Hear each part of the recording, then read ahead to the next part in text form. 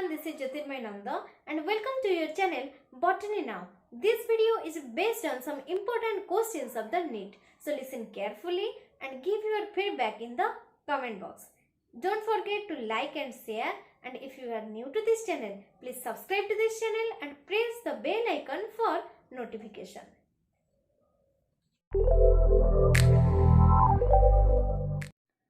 Question number 1. Match the trophic levels with their correct species examples in grassland ecosystem. So, what is grassland ecosystem? Grassland ecosystem is an area where the vegetation is dominated by the grasses and other herbaceous plants. Here, the energy from the producer, that is, from the grasses, transferred to the primary consumer and then to the secondary consumer. A food chain in a grassland ecosystem may consist of grasses, other plants, grasshopper, rabbit, crow, vulture, etc. So, as it is a grassland ecosystem, grass occupies the first trophic level and the producer occupies the first trophic level. So, here grass is the producer, so it is the first trophic level. For C, IV is correct. Then, the producer is eaten by the consumer. So, grass is eaten by the rabbit. So, for the second trophic level, rabbit is the right answer. Then, the rabbit is eaten by crow. The crow is present in third trophic level. Then, the crow is eaten by vulture. So, it occupies the fourth trophic level or the higher trophic level. So, IV is for option A. Sorry, 2I is for option A.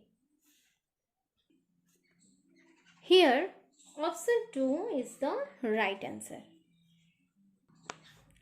Question number 2.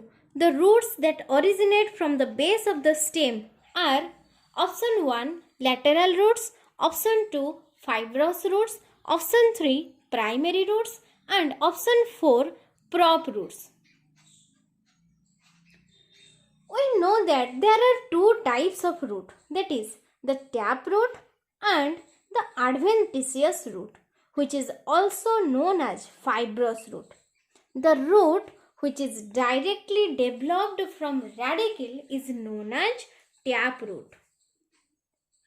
Root directly developed from radicle called tap root. Then, root developed other than radicle called adventitious roots.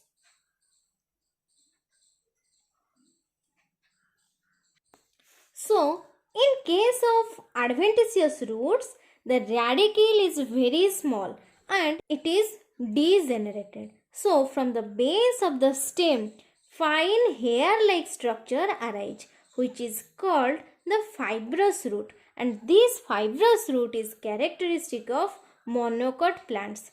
So, option 2 is the correct answer, and this fibrous root is the characteristics of monocot plants. Then question number 3. Identify the wrong statement with regard to restriction enzymes. Option 1. Sticky ends can be joined by using DNA ligases. Option 2. Each restriction enzyme functions by inspecting the length of the DNA sequence. Option 3. They cut the strand of DNA at palindromic site. And option 4. They are useful in genetic engineering. So, what is the function of DNA ligase? DNA ligase joins the breaks in the phosphodiester backbone of the DNA. And what is a restriction enzyme? A restriction enzyme is a protein that recognizes the specific short nucleotide sequence and coats the DNA at a specific site, which is called the restriction site or the target sequence. So here all the three are correct except the first.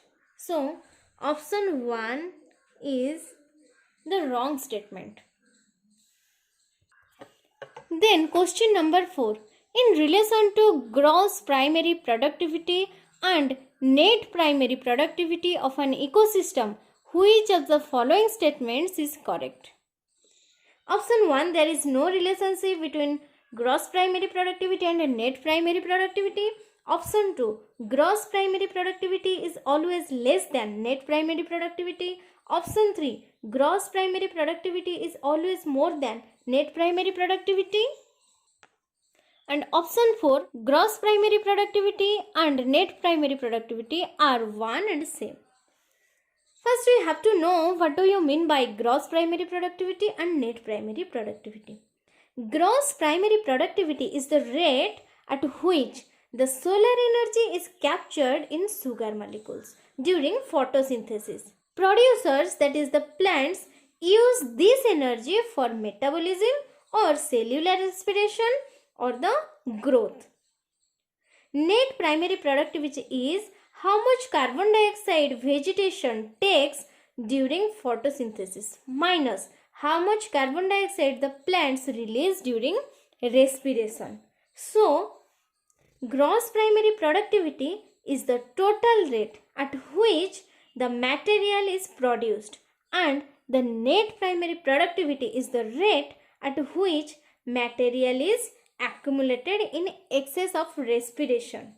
So, net primary productivity is directly related to ecosystem condition, and gross primary productivity is always more than net primary productivity. So, here option 3 is correct in relation to gross primary productivity and net primary productivity. Then question number 5. The process of growth is maximum during option 1 dormancy, option 2 log phase, option 3 lag phase, and option 4 senescence. Here log phase is the correct answer because in this log phase the growth is rapid in a short period of time.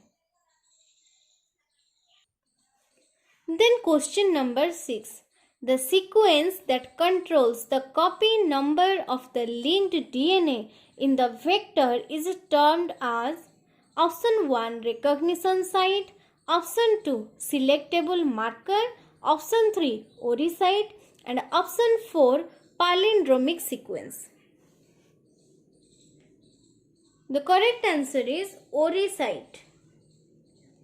The replicon is comprised of the origin of replication or ORI and all of its control elements. The origin site or the ORI site is the place where the DNA replication begins, enabling a plasmid reproduce itself as it must to survive within the cells. So, it controls the copy number of linked DNA. Question number 7. Name the enzyme that facilitates opening of DNA helix during transcription. Option 1 RNA polymerase, option 2 DNA ligase, option 3 DNA helicase, and option 4 DNA polymerase. So, what is transcription? Transcription is the process of making an RNA copy of a gene sequence from the DNA or deoxyribonucleotide. What is the function of RNA polymerase? RNA polymerase are the enzyme that transcribe the DNA into RNA. It synthesizes RNA strand complementary to the template DNA strand, and it also synthesizes the RNA strand on 5' to 3' direction, while reading the template DNA strand in 3' to 5' direction. Then, what is the function of DNA ligase? DNA ligase connect the two strands of the DNA by forming the phosphodiester bond. Then what is the function of DNA helicase? DNA helicase separates the two DNA strands by pulling apart and untwisting the DNA strand. Then what is the function of DNA polymerase? DNA polymerase translates the single strand of DNA. From all these four options, RNA polymerase helps in the transcription of DNA into RNA. So, RNA polymerase is the right answer. Don't forget to like and share and subscribe and press the bell icon for notification.